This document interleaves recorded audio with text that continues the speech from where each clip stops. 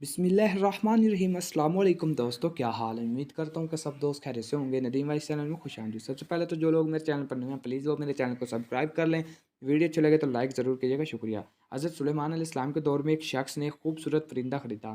وہ جب چہچہاتا تو نہایت دل فریب اور خوش مزاج آواز سے وہ شخص بہت مسرور ہوتا، گویا اس پرندے کی آواز بہت ہی سریلی اور پیاری تھی۔ ایک دن اچانک اس پنجرے کے پاس اسی کے جیسا ایک اور پرندہ آیا اور اپنی زبان میں کچھ باتیں کی اور چلا گیا۔ پنجرے میں موجود پرندہ بالکل خاموش ہو گیا، گویا ایسا ہو گیا جیسے وہ گونگا پرندہ ہے۔ اس کے مالک نے 2-3 دن انتظار کیا مگر پرندہ بالکل خاموش۔ وہ شخص حضرت سلیمان علیہ السلام کی بارگاہ میں اس پرندے کو پنجرے سمیت لایا اور شکایت کی کہ یہ بہت مہنگا پرندہ خریدا تھا، اس کی آواز مجھے مسرور کرتی تھی مگر اب نہ جانے کیا ہوا کہ بولتا ہی نہیں۔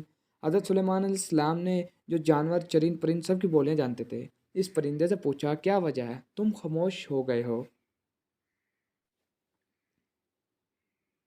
وہ پرندہ عرض گزار ہوا، اللہ کے برحق نبی، یہ شخص سمجھتا ہے کہ میں خوش ہو کر چاہتا ہوں مگر حقیقت یہ ہے کہ میں دیگر آزاد پرندوں کو دیکھ کر روتا ہوں کہ اے کاش میں بھی آزاد ہوتا تو کتنا اچھا ہوتا، مگر یہ میری زبان نہیں سمجھتا، تو یہ خیال کرتا ہے جیسے میں خوشی سے گنگنا رہا ہوں۔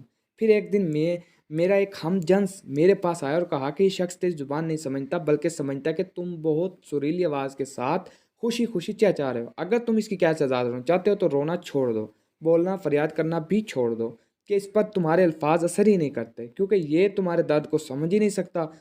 بس پھر کیا تھا، تب سے خاموش ہو کر صبر کر رہا ہوں۔ حضرت سلیمان علیہ السلام نے شخص سے کہا کہ پنجرہ کھول دو اور اس کو آزاد کر دو کیونکہ اب یہ پنجرے میں کبھی نہیں بولے گا۔ اس شخص نے کہا اگر اب یہ خاموش ہی رہا تو بلا وجہ اس کو رکھ کر میں کیا کروں گا؟ لہٰذا اس نے سلیمان علیہ السلام کے حکم کی اتباع کرتے ہوئے پنجرہ کھول دیا۔ وہ پرندہ فوراً اڑ کر درخت کی شاخ پر بیٹھا اور اس شخص کو دیکھ کر کچھ چہچہا کر اڑ گیا۔ اس شخص نے حضرت سلیمان علیہ السلام سے عرض کیا کہ یہ کیا کہہ کر گیا ہے؟ آپ علیہ السلام نے فرمایا کہ اس نے کہا کہ اگر تو بھی اپنے غموں اور مصائب سے آزاد ہونا چاہتا ہے تو خاموش ہو جا اور صبر کر، کسی سے بھی کوئی شکایت نہ کر، تو تجھے بھی ایک دن سارے غموں سے نجات مل جائے گی۔ مزید ویڈیو کے لیے چینل ضرور